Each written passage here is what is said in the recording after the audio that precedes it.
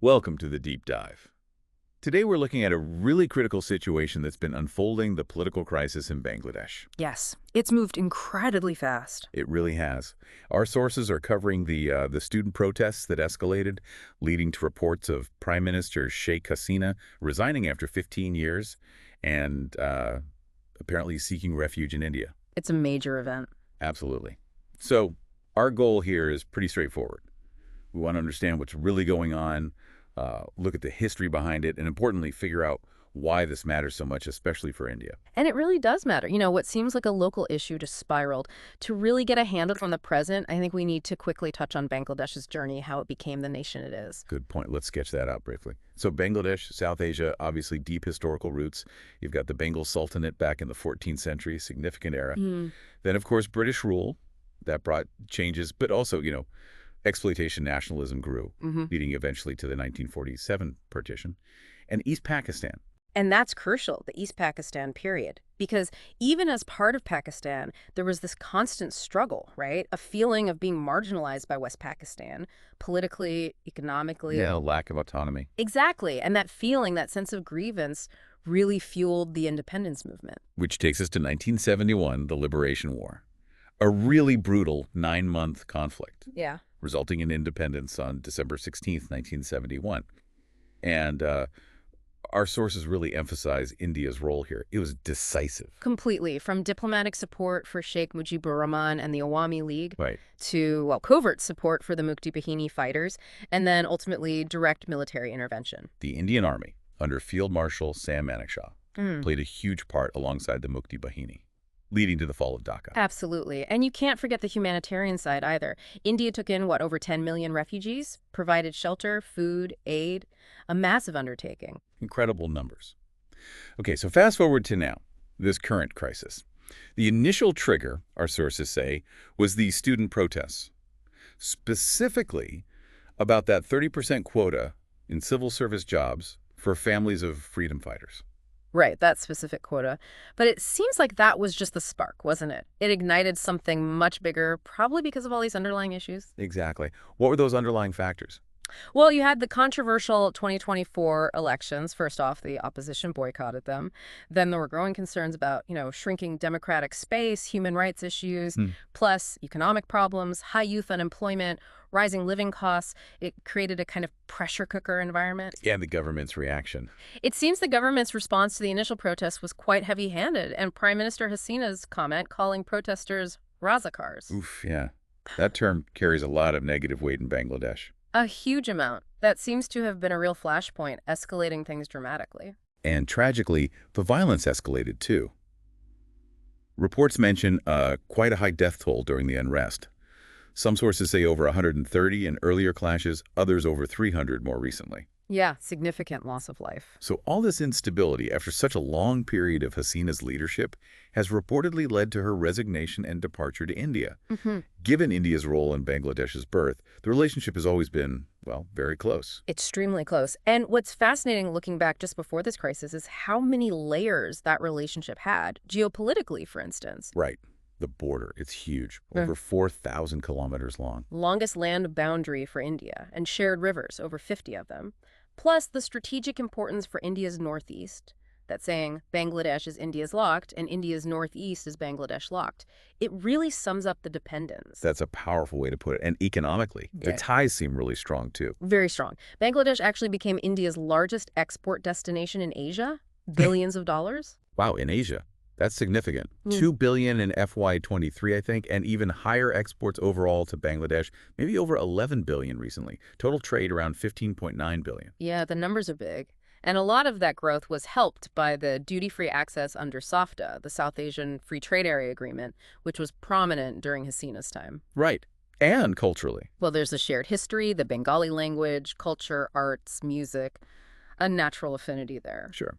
Plus cooperation in regional groups like SAARC, BIMSTEC, Bangladesh, seen as potentially connecting South Asia to Southeast Asia for India's Act East policy. Exactly, like a bridge to ASEAN. And let's not forget security cooperation, joint military exercises like Sampriti for the Army, Bungo Sagar for the Navy. Right, regular exercises. So this very deep, multifaceted relationship now faces this sudden upheaval.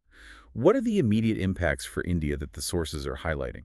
Well, the first obvious one is losing a known quantity, a trusted ally. Sheikh Hasina was seen as very cooperative, especially on counterterrorism. Yeah, she played a big role there. So a new government might have a completely different approach towards India. That's the uncertainty. Then there's security, that long, porous border, 496 kilometers. Hmm.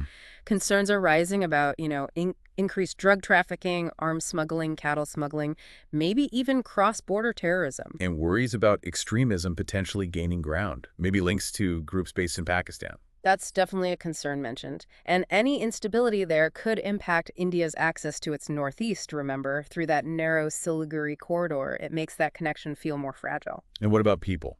The humanitarian angle. That's a huge concern. The potential for a refugee crisis. There are reports of violence against minority communities in Bangladesh. I saw reports mentioning over 1,000 human rights violations against minorities in just a year, even before this crisis. Tragic figures, 45 deaths, land grabbing. Yeah, and the minority population has been shrinking for decades, from about 19% before 71 down to maybe 8.6% now, with Hindus around 8%.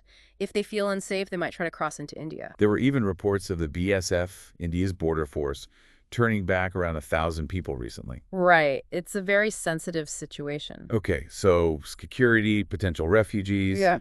What about the economy? Trade. Big question marks there. That significant trade volume we mentioned, billions of dollars, could it be disrupted? What about Indian companies that have invested in Bangladesh, like in the textile sector? I think about 25% of textile units are Indian-owned. Yeah.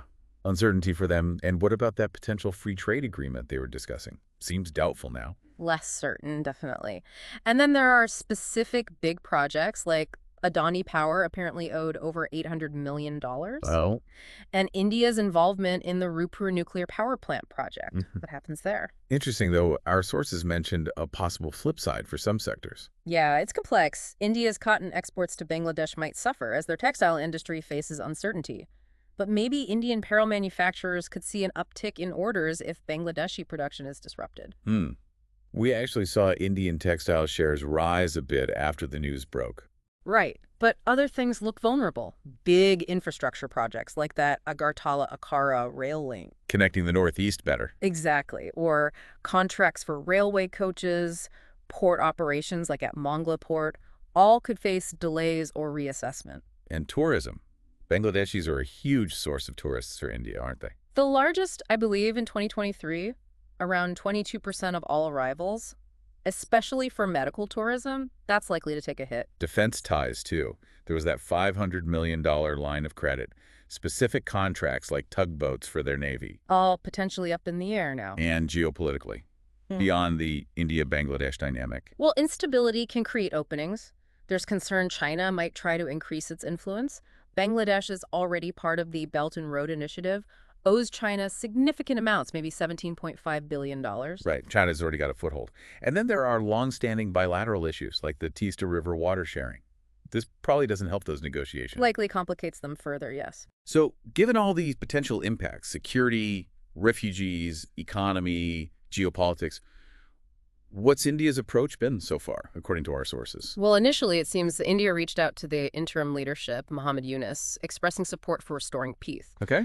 There's also a focus on advocating for minority rights, importantly, not just focusing on Hindus, but all minorities, and strengthening security along the border, naturally. The BSF apparently formed a committee to liaise with Bangladesh authorities about the safety of Indians and minorities there. So a mix of diplomacy, security, and humanitarian concern. Yes, and trying to navigate the wider picture, engaging with the U.S., U.K., European nations maybe, to help stabilize Bangladesh economically and counter extremism, trying to prevent, Pakistan or China from exploiting the situation. Seems like a strategy aimed at stability, protecting its own interests, but also taking a long-term view, reaffirming the Act East policy. Exactly. A patient, empathetic, but firm approach seems to be the idea. Okay, so let's try and pull this together. Yeah. What we're seeing in Bangladesh is clearly a major political upheaval. It's got deep historical roots going back decades, even centuries. And the implications for India are just huge across the board.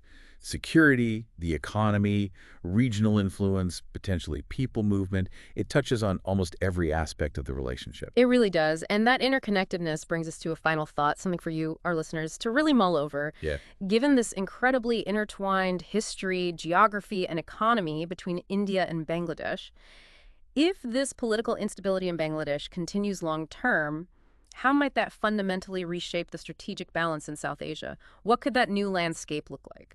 And following on from that, what kind of proactive, really nuanced strategies should India be thinking about now to navigate whatever comes next in this evolving regional dynamic? Exactly. Big questions with no easy answers right now.